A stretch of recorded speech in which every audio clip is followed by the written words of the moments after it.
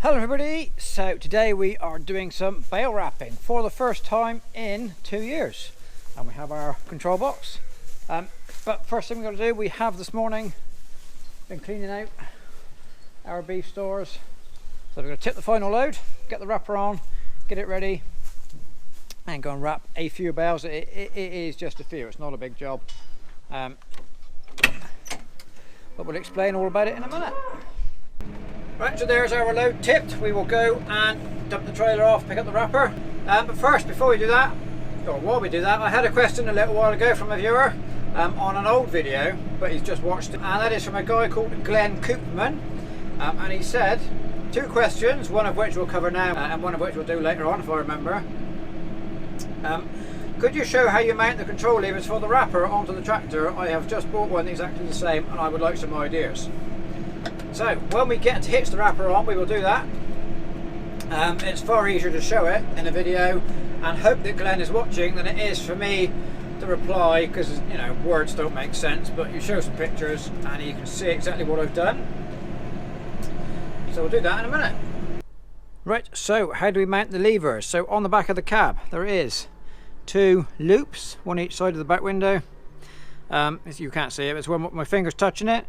So what they are, as far as I can work out, that is just lifting eyes for when they put the cab onto the chassis in the factory. But I have made use of them, a bit of angle iron bracket, bit of box section with a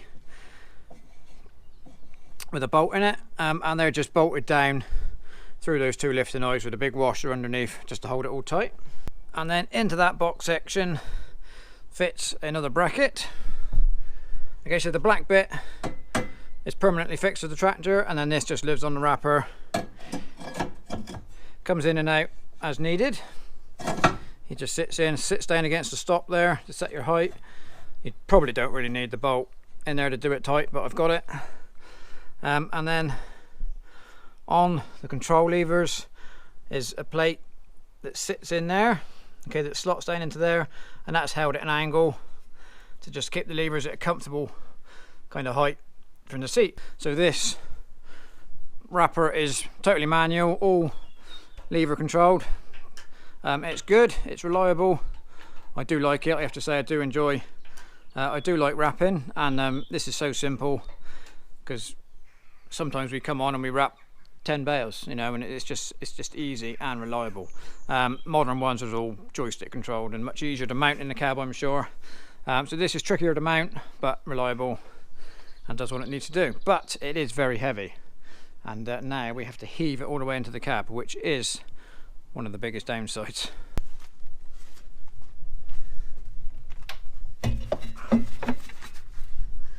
Okay, so this is the tricky bit. Slotting it in, but it sits at a nice handy angle for reaching from the seat. So once we've got the levers mounted, what we need to do now is put our bale count monitor in. So if anything is going to let us down after a year of not using it, it's going to be this, or the wires that connect back to the counter under the count the rotations of the table. So we'll stick them to the window.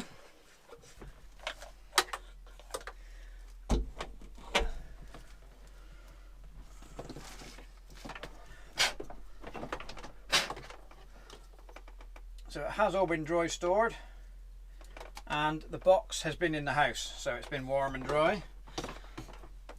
There's no reason why it shouldn't. It's just a bit dusty.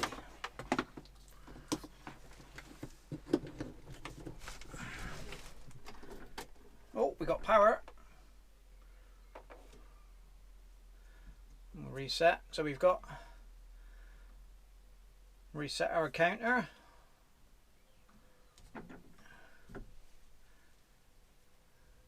So we put 18 turns of wrap on it, and we'll reset our last job total, 274, which was from 2021. Grand total for the wrapper, 58,487, which not many of which is ours. This was second hand when it came. We've had it 14 or 15 years I expect now, and I don't know what we've put on it, but it wasn't very many of that 58,000. Right, grease round, and then we'll go and start wrapping.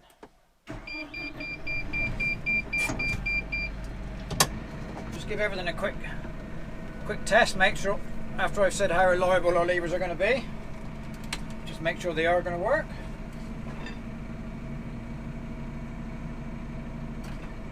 So yeah, loading ram goes up and down, turntable turns, cut off ram works,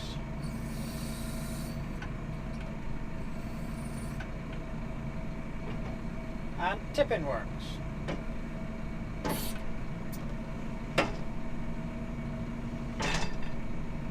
And our counter is counting up as well. So for every turn it puts a count up on here, so that's all going.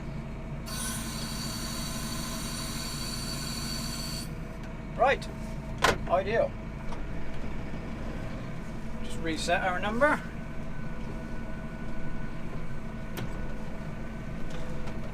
Bit of grease and we are ready to go. Right, so here goes for the first bale.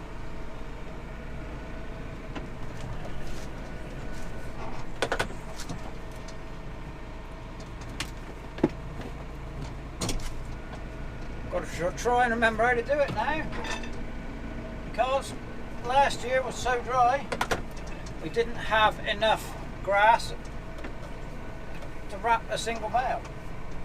Hopefully this year will be different, but time will tell. It's very dry at the minute, but there is rain in the forecast. Let's just hope it comes. Right, let's get out and put our wrap right.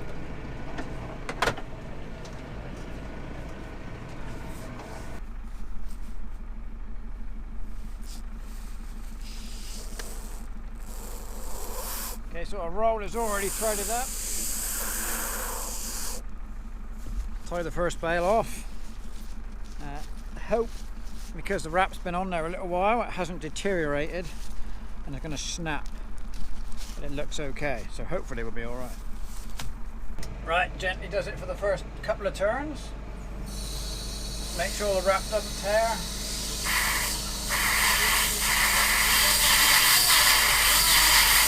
We're away.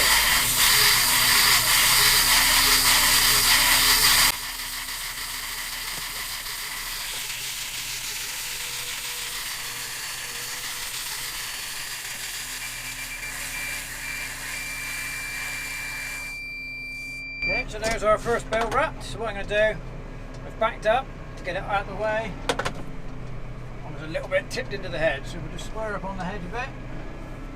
Drop it off out of the way.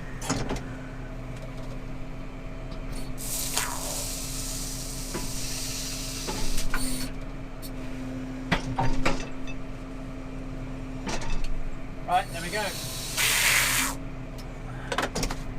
Let's get on and get some done.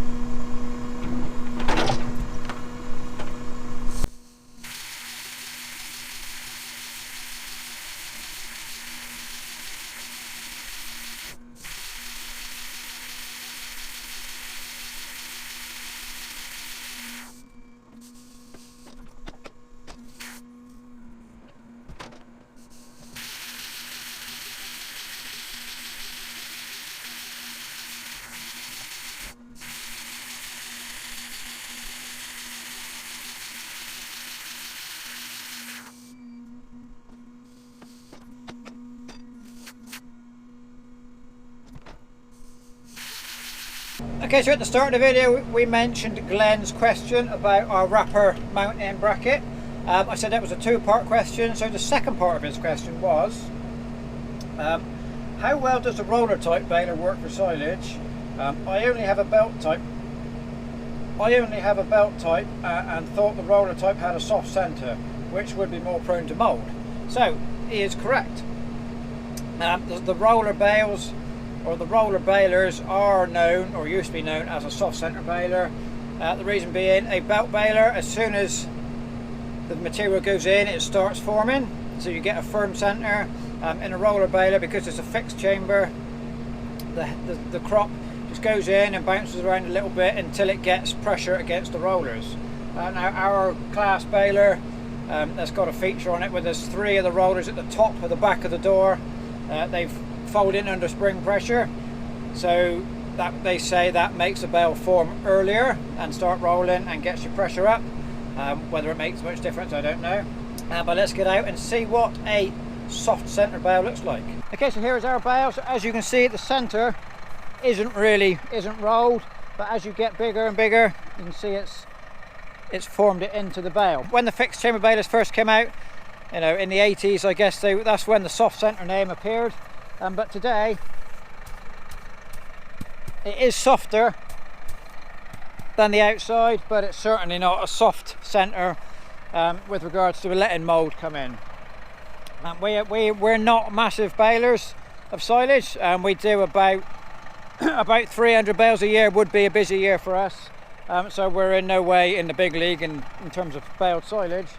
But as far as I know, all the baler wrapper combination machines make this type of bale. Okay, they're the fixed chamber baler, and there's thousands of them all over the world, making millions of bales probably.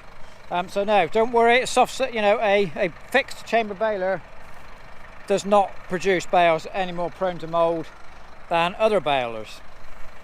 The mould comes in if your wrap is damaged, or if you get stuff like soil, you know, in things and that in your bales, which obviously we do everything we can to avoid that. But there we go, this is our crop. It is cut yesterday, baled today, but very, very dry. We are in about 28 degrees today, same yesterday, so it's not taking long to dry, and this is old permanent pasture anyway. They're nice firm square edged bales.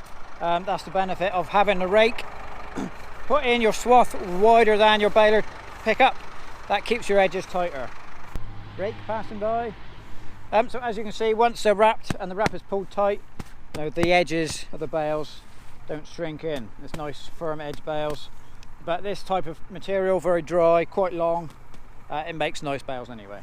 So here goes for the final bale. So I haven't looked at the counter yet, but there's a good few on there. It's more than I was expecting, but it is, and it has been a fiddle in 4 little fields.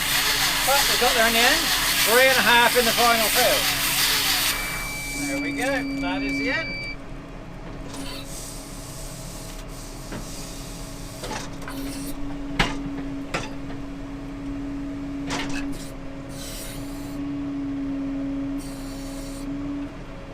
Okay, so the wrapper's got to be one of the easiest machines to change between working and transport. You just fold the arm up and that's it.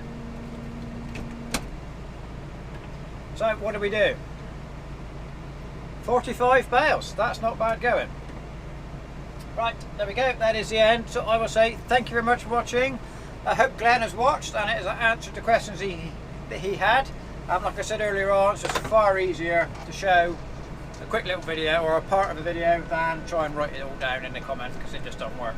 So there we go, I will say thank you very much for watching, and we'll see you next time.